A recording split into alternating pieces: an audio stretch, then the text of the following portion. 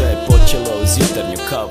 Pomalo ispijam i žličicom polako miješam talog. Još jedno sumorno jutro, zjeva iznad Zagreba, magla plazi ilicom sve do moga ureda. Palim cigaretu, vrtim je među prstima. Jebote, novi slučaj nisam imao godinama. U novinama isto stanje, ko je kome smjestio, ko je dobio na lotu, a zatim se objesio. Lape bez vezarije, ljudi puše satima. Refleksiju mi prekine kratki kucanj po vratima. Sljedeća reakcija, moja afirmacija. Škripanje kvake, napeta je situacija. Zbog nedostatka svjetla ispred mene stoji sjena. Blagi obrisi trupa, napola otkrivena. Korak dva napred se samo skriveno je lice. Kontrast u inat boj odlučio je radit skice. Evo ga i lice, lijepo poput anđela. Tanak strok i ove grudi proporcionalne kukovima. Duge glatke noge pokazuju na mene.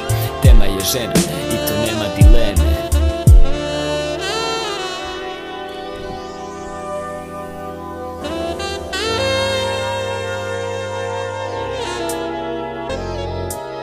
Predstavlja nakon novi klijent, a u plavim očima veo tajne veći nego Clark Kent. Ime joj je Ana i sumnja da je muž vara sa starom prijateljicom sa Hvara. Ime joj je Sara, nema više čara.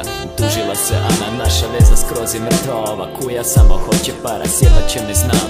Zdrpit lovu i pobjeće, stavit neko pseto na cesti. Al vi ćete to spriječit, samo trebam dokaze za valjanu rastavu braka. Izmustit ću pare iz papka, takva zarada je laka. Na vama je samo da saznate gdje se nalazi, s koje li rupe sad plazi, koje putove sad gazi. Imam informaciju da nešto opako planira pobjeć s ovom malom van, a mene dekintira da uklanimo zablude oko valjanosti spora. Nazvati ću problem kršenje bračnog ugovora. Očekujem od vas diskreciju i zakon šutnje. Korpus Hipokratikum, da ne dođe do pomutnje. 5 soma eura sad, 5 kad je posao gotov. Neće bit problema s slovom, vjerujte mi, ja sad s Bogom.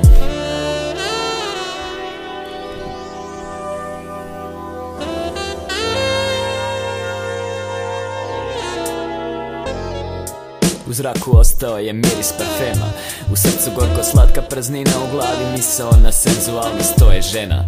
Dok buljim u novčanicu, na njoj ispisani broj, smješak na mom licu. Slijedit ću priču, pa kud god me odvede. Pare su dobre, a i posao bez ozljede. Zadnji gutlje kave, pa pravac dolje u svijetu. Ulice su priča, ja sam vojinski poet.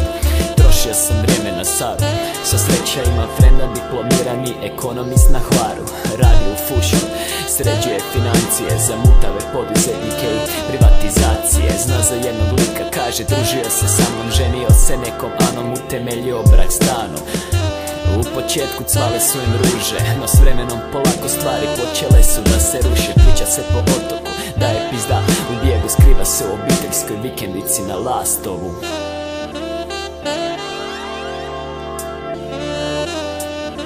Vrlo dobre vijesti, javio sam Ani u poruci na sekretarici, jer je bila vani, nije odgovorila. Ni javlja se već 2-3 dana, razmišljanje mi prekine šokantna vijest sa ekrana. Poduzetnik Marko Šesa, 30 na pomolu, pronađen ubijen u vikendici na Lastovu. Sljedećeg sam jutra, ne razmišljajući, čisto primio kuvertu, u njoj Eli jedno pismo. Hvala vam na svemu, 5000 je vaše, pare će vam pomoć zaboravit slučaj lakše. Puno sreće u životu, srdečni pozdrav iz Hvara. Ana, PS, krsno ime mi je Sara.